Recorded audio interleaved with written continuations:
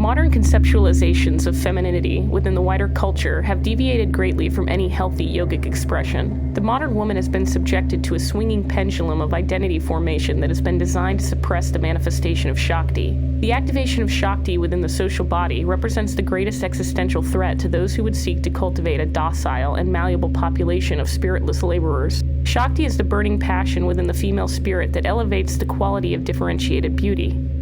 It is the irrational force that remains unmoved by the mutterings of Homo economicus. A strong man standing in the presence of Shakti, driven by the essential expression of feminine sexuality, may be spurred to heroic action against the Abrahamic system. This is something that the directors of the system simply cannot afford to occur. If Shakti is released and directed on an individual level by women of Aryan blood, Odin will awaken within the people, thunder will roar, and the wheels of the empire will turn again. When speaking of the false dichotomy of Abrahamic femininity, I refer specifically to the dialectic of the trad wife persona and the 𝕿𝖎𝖌𝖊. The formation of the trad wife identity is based upon the assumed rejection of modernity. However, the type of woman that is produced by this internalized social construction is in fact anti-traditional. When a woman submits to the right-wing conformity of kinder kusha kursha, she severs the head of the snake at its foundation.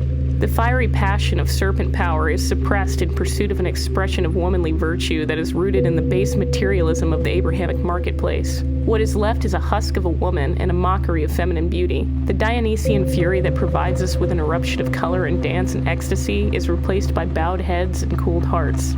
E-girl culture is presented as the antithesis to the so-called traditional woman, yet once again we find an example of total submission to the system. The liberated woman is made free from the identity prison of the trad wife persona, but who are her liberators? The same merchants, politicians, and opinion makers that forged the chains of the modern housewife. These agents of Abraham have played a clever trick on the e-girl. The woman is instructed to flee from the stifling suppression of false tradition, and flee she does, into a new prison, the prison of total submission to unrefined impulse.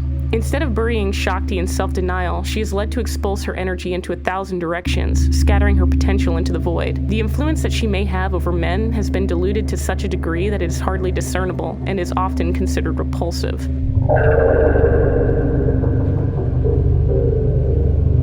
How to become a traditional wife. Number 1, embracing ultra-traditional gender roles into your marriage. The man, he is the provider, the main breadwinner.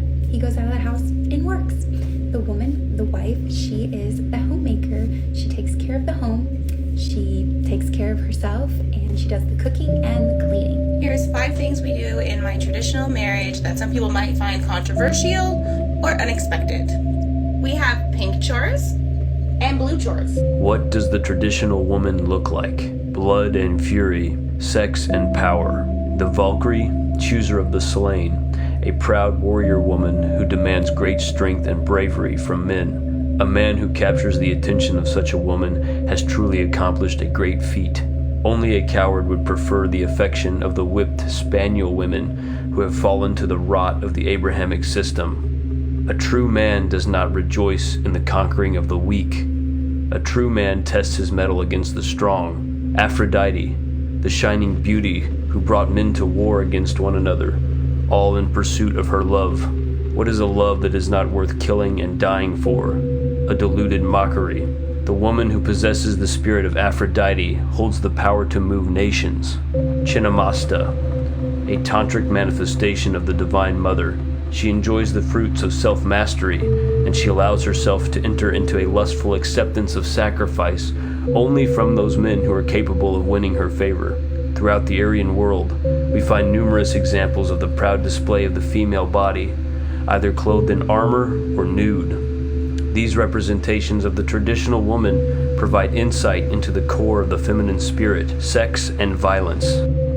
Sex in the form of expressed passion and beauty, violence in the form of active creativity, and the demand for competition in a differentiated cosmos. One of the great cons that has been orchestrated by the Abrahamists is the pitting of 2 false enemies against one another. Whether or not you support capitalism or communism, the end result of either system is total submission to economy. Regardless of which side you choose, trad wife or e-girl, The end result is the development of a transactional relationship between men and women in the most profane sense. Profane because there is no connection to higher consciousness, no recognition of the irrational. Total submission to material rationality is the death of the poet, the death of the painter, the death of the dancer, and the death of the woman. Love is traded in dollars instead of passion.